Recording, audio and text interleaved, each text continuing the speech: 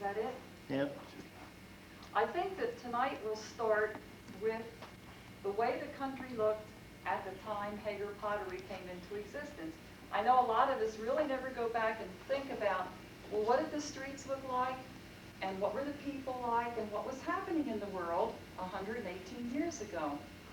Well, we do know that when David Haeger, the founder, came from Mecklenburg, Germany in 1871, the Civil War was only a few months behind, expansion was going on all over, railroads were going on to the west, but as things happened to stop the improvement, they had the Great Chicago Fire in exactly the same year that David Haeger came to Dundee, which was 1871.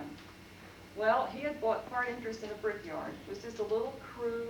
They made the bricks, dried them on the bank in the sun type thing, little utilitarian brickyard for tile and brick. Well, when Chicago burnt to the ground in 1871, it was David's bricks that helped rebuild the town of Chicago. So here we have a great mecca springing up in the Midwest based on David's bricks.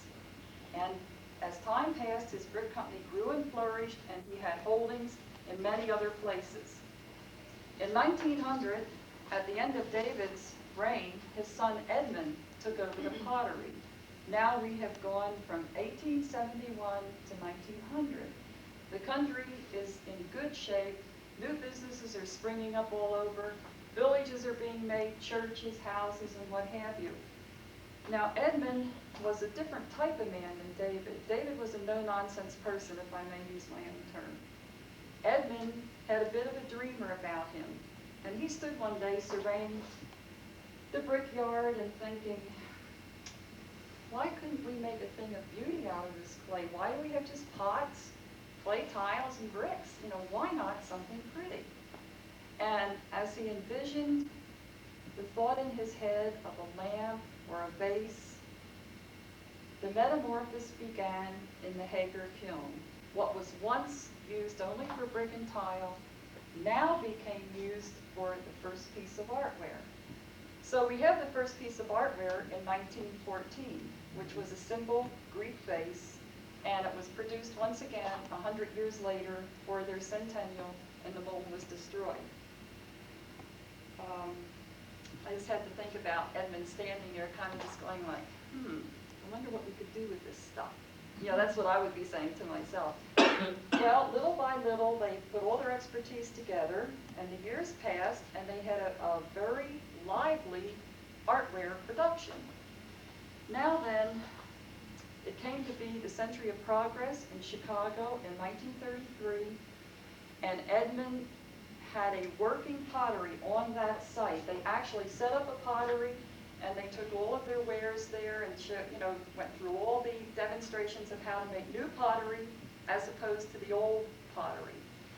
And one of the interesting things about that exhibition that I wanted to share with you folks, and I know you probably already know this, but the Haeger pottery made a front porch, a very long building in front of their display, and they duplicated everything that the early potters would have used, right down to importing the things for the fire and the clay and the little grass huts and everything, because they had that year, to demonstrate techniques, the Indian of the Year. And we now know her as Maria. She was the Indian of the Year in 1933, and she and her husband occupied this porch and showed the old methods of making pottery and how they made their black on black and what have you. Later, she would return to Haeger Pottery on their 100th anniversary to present them with one of her great big Maria pots, which Mr. Estes had in his office on the end table. And I was so afraid I'd get nervous and brush against it, you know, we're just standing there looking at it.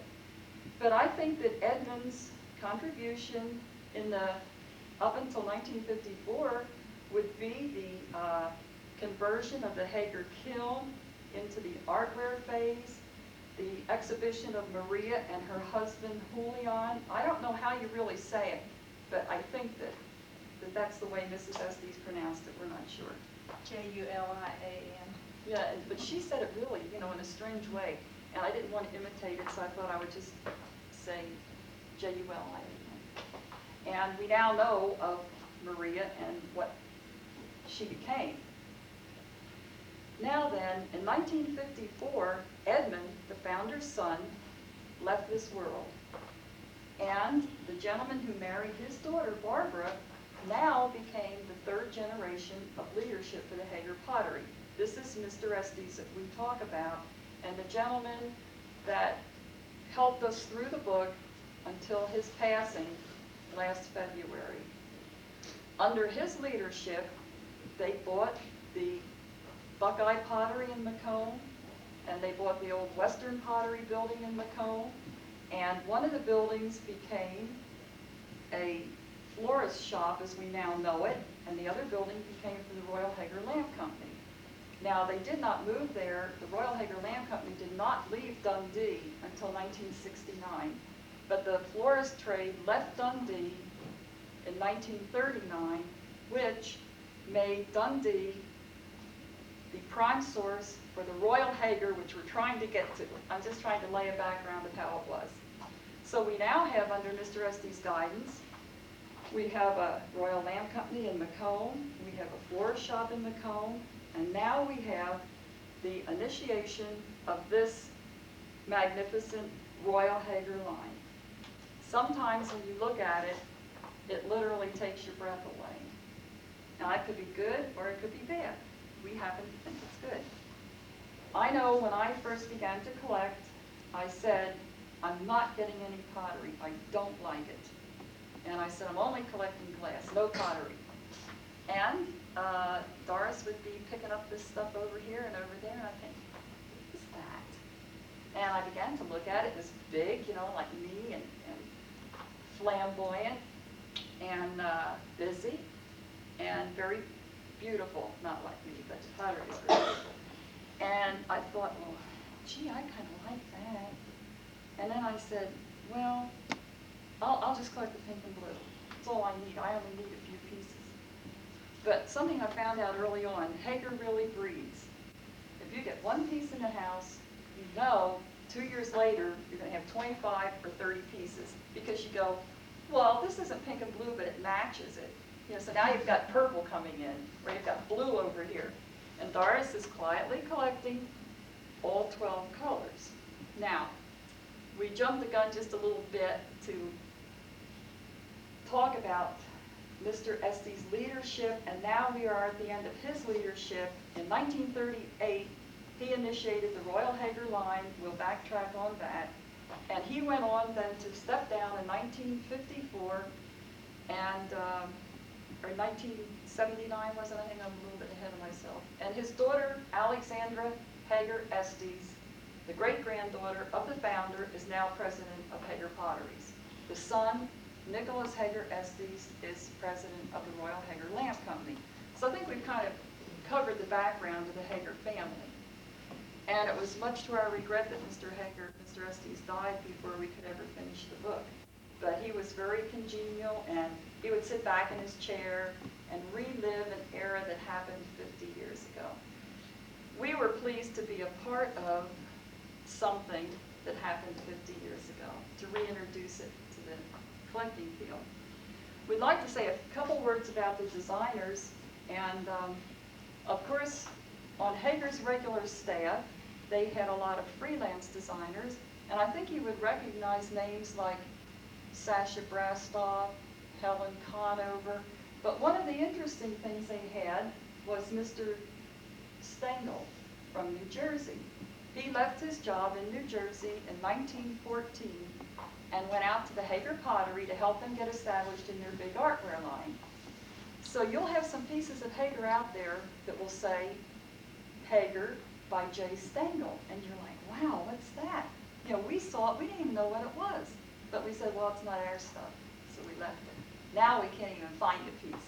But you had that he stayed about 5 years, I think Mr. Estes said about, and then he went back and had his Stengel pottery in Flemington, New Jersey. So we have Mr. Stengel up front, and he's the one that began to show a lot of the different glazes and designs. However, in 1938, when Mr. Estes decided they needed a line that was a little bit more classy, flamboyant, and dignified, this Royal Haeger line was initiated. Its designer, we all know the name Royal Hickman by now, was a very colorful and wonderful person. Before he went to the Haeger pottery in 1938, he had had quite a varied life. He, as a young man, was very adept at drawing. He had won a lot of contests. He designed posters and dance programs and what have you. He was born in Oregon. When he graduated from high school, he wanted to go to Hawaii. That was one thing. He loved the water, as again is evident by all his fish and things. While in Hawaii, the United States got into war. So he wanted to get home and do his bit for the country, but he had no money. They were all having a good time over there. So a bunch of the fellows that he had been with put all their funds together, and they were able to get some paints and brushes. He had seen a contest at the local post office. First prize was $1,000. Now he was maybe 17 years old at this point. So he locked himself up in the room and he did a poster. And he ran it down the next day by noon, paint still wet, and of course won first prize. I mean, there's no way he would not win first prize. We have seen things drawn by him that are housed at Dundee that you just wouldn't even believe. I mean, beautiful things. And he came home then to Oregon. Well, he couldn't get into service due to an eye defect. So he went to the Todd shipyards to work, and he did construction all over until he became married. And he went to the Panama Canal to work on the Madden Dam. While he was there, he suffered a severe sunstroke, which left him paralyzed, turned his hair white, he couldn't move, he stuttered, he just wasn't able to do anything. So for his recuperation, they flew him to California. They gave him a piece of clay to work his hands. And he could do little things with that clay, and he finally became fully recuperated and got a job drawing designs on rabbit hutches. And the people were like, what's he wasting his time? Rabbit hutches, this is great. So his first contract was to design a line of brightly colored dinnerware for the Garden City pottery. Well, it became an instant success, and riding high on that success, he began to try other things. Of course, they were all in stone where they were not in these high glossy glazes that we're familiar with. He decided to go to S&G Gump department store. They talked him into trying to sell his line, and I'm sure you all know that Gump's department store is probably the largest department store ever. I don't think it's in existence anymore. Gump's, is it, Lucy? I just didn't know. And Mr. Gump was blind. Everything he bought was by touch or feel. Well, he could tell that Royal Arden Hickman was a man of incredible talent, and he bought the line. And Hick was, as his widow tells us, everyone called him Hick, was the rest is history. And from designing at Gump's, Mr. Estes knew this gentleman and went to California, and they became acquainted, and this is where the two royals met. And we now have Mr. Hickman joining the Haeger pottery. We went all that way to say all this. And everything here basically are Mr. Hickman's designs. Now, a lot of them came a little bit later, and we'll point those out. But Mr. Hickman stayed with the Royal Haeger line and the Haeger pottery until 1944. Now, that'll come into importance when you realize about the numbering system. But right now, we'll just say, in 1944, Mr. Hickman left the pottery and went to Tampa, Florida. Well, he went to Chattanooga first and had a lamp company. And then he had that accident that Mr. Petty told us about. From there, he went to Tampa, Florida, and had a little pottery, but it burnt instantly. So we have some pieces out there that say Royal Hickman Tampa, Royal Hickman Florida. You don't see them often, but I have one or two, and so does Doris. And so from Tampa, then he moved to another area in Florida, and his partner told us when he was up here that Hick and his wife had a small apartment in Florida, and it had a bare wall. And Hick said, no problem. And he went out in the trash, and there was that baling wire. And he brought it in, and he sat there for a little bit, and he made a duck in flight. And his partner said that he just put that duck right on the wall. It was in perfect shape, perfectly centered, and looked like a very expensive decoration. These little tidbits have come our way from his different partners, which a couple of them are still alive, are very interesting, we think, because we've seen nothing but just artistic. He was with Bruce Fox Aluminum Company and Three Crowns Aluminum, and designed a lot of the Haeger animals, and I think Doris will show you a couple up front here that are, did you want to reach over, or can they see these? The Clydesdale, you can see. I think I'll reach over there. You want to go around and hold it up so they can see the Haeger Clydesdale, the ringneck pheasant. And all the big feet were typical. Neil of Riederhof sent us a letter listing the Haeger animals that he had made. But Looks like Isaac. I love these feathers that he puts around the feet. Sort of chesty. And I think at this time that we should mention, while the Royal Haeger line was going on, starting in 1938, the regular Haeger line was still going. Here's an example. You want to show them, Mr. Jones? This is a piece of what we call just regular Haeger. It's beautiful. It's not the Royal Haeger. It's regular Haeger. Studio Haeger was running, done by Helen Conover, freelance design. Flower Garden line was going, done by Elsa Haeger. And all these lines are differentiated out on the field by their prefix numbers. If you see RG10, then you know it's Royal Garden. If you see S in front, it's Studio Haeger. If you see R, it's Royal Haeger. If you see nothing, it's plain Haeger. Now that's not a rule of thumb because 118 years worth of pottery you cannot put in little categories. I mean, there was no cut and dried system here. When the Royal Haeger line came into being, it started with piece number 1, and it ran through until somewhere around between 1959 and 1960. I guess they just thought, well, gee, this is too many numbers. You know, we're up to 2,000 and something, R 2000, whatever. Let's start over again, but take the R off. So somewhere like Lucy, I think you had that little monkey with the glass eyes was like a 50 something number. And even though it was an early number, it did not have the R in front of it. And it was one of those when they started over again between 59 and 60.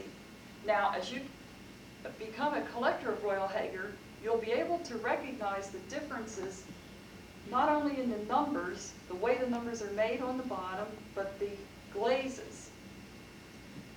Along in, I would say, maybe 1952 or 3, all of the agates were discontinued. After the war, due to the high lead content, the EPA outlawed the glazes which you see, the agates, the drips, these beautiful things, this. So as of beginning somewhere in the mid-50s, we began to see plain colors. They're bright, and they maybe have a little shading, such as this fella. This is their famous Red Bull. Now, after Mr. Hickman left in 1944, Mr. Ari Golson took his place as head designer. This is his bull, and he did a lot of work with the human figures, and he was an excellent sculptor as well as a designer. And we have Mr. Hickman going then to Guadalajara, Mexico, and he continued to freelance for the Haeger pottery until his death in 1969 in Guadalajara, Mexico. Mr. Ari Golson, the designer who took his place, came from the old country. He had a tenure with Wedgwood and Spode and what have you, and he is now retired, living in Dundee. And when you think of it, we've seen such magnificent sculptors from him like Gandy and the mayor of Chicago and what have you. And he's so crippled now with arthritis that when you're in the town, if you call him, he has to have someone hold the phone for him. And we had an appointment made to visit with him, but he was just too ill to do so. And so everyone that was connected with that period of time is almost gone. Mr. Eric Olson is still here, Mr. Frank Petty, and Mrs. Estes. They're still here, but I can't think of too many more that are. Sasha Brastoff, is he still alive? Ben Seibel is gone. So here we are now up to the mid-50s, and we're thinking, gee, what are we going to do for an encore? Here's all this great stuff. Are we going to have anything more like it? And when you think it can't get any better, it gets better. At least that's the way Doris and I feel about it. If you're in a flea market and you walk down the aisle, you don't even have to go in the booth because it says, hey, I'm Royal Haeger. You know, you can just see it over there. It just glistens like headlights. That's the way we feel about it. We really love it. Now, they had several designs of the Gladiola base, and I'll hold this so you can all see the bars that are in there. When we did a program for the American Business Women's Association, we had enough Glads to fill this. I think it took, what, about 3 dozen? And they're just as beautiful. And what it does, it fans its tail way out like that. And it's just outstanding. So they have things that are unique and different to any other line of pottery. There are a few pieces which we consider rarities. And of course, this Red Bull would be one. And right before the war, they had a line of Panthers. And about 35 companies were making Panthers at that same time. But the Haeger Panther, we didn't bring one tonight, did we? I knew you were going to say that. The Haeger Panther is a sleek animal that's long and low, and it never has any decoration on it. It's like when you think Panther, you think Tijuana, you know, something like if you've ever been in Tijuana. You have rhinestones and necklaces hanging off, and you think, wow. But the Haeger Panther, once again, is a work of art. They had originally, for Carson Perry Scott, they had made 3 or 4 different sizes, and the longest one was 26 inches long, and it was crouched down, but its tail went way out like that. Very few of those survived, and later they wrapped the tail around its hindquarters, and it became the 24-inch Panther. Well, Doris and I have always longed for this big black panther. You know, our husbands would probably kill us, but we knew we'd never see it in real life. Well, we met with the museum committee last week, the Springfield Museum Committee, thanks to Lori, and we presented some donations, and she said, well, would you, and this little voice, she was so sweet, she said, would you like to see the Haeger we have? And we said, yeah. And she opened the door, and there was that big panther with the tail.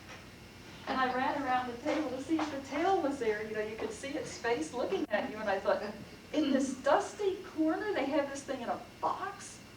And we were like, and I said, where did you get that? You know, we wanted to just take it. And she said, well, she said we were going to try to buy it, do anything, take it, thinking she wouldn't miss it.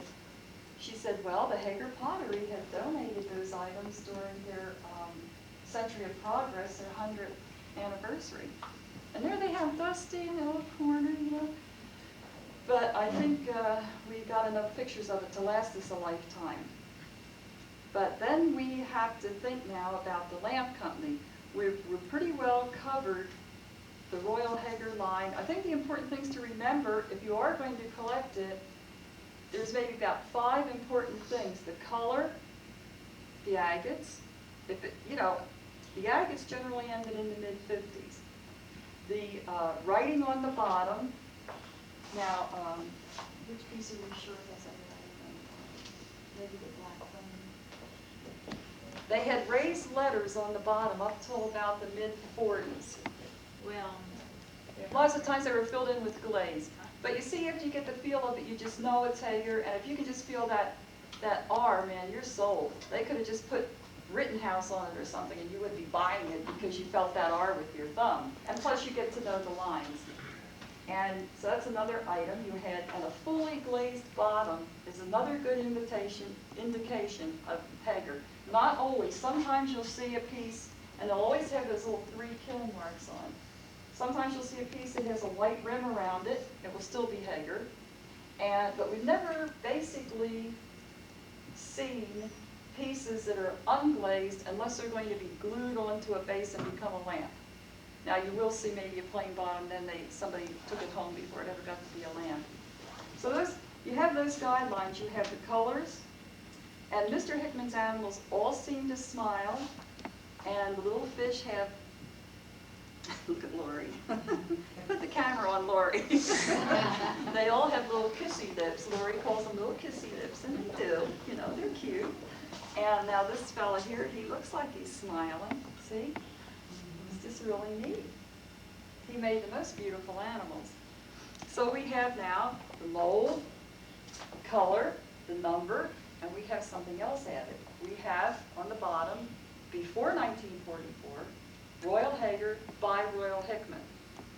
Now, if you have a piece that says that, you can date that piece before 44. After Mr. Hickman left, they removed his name from the mold.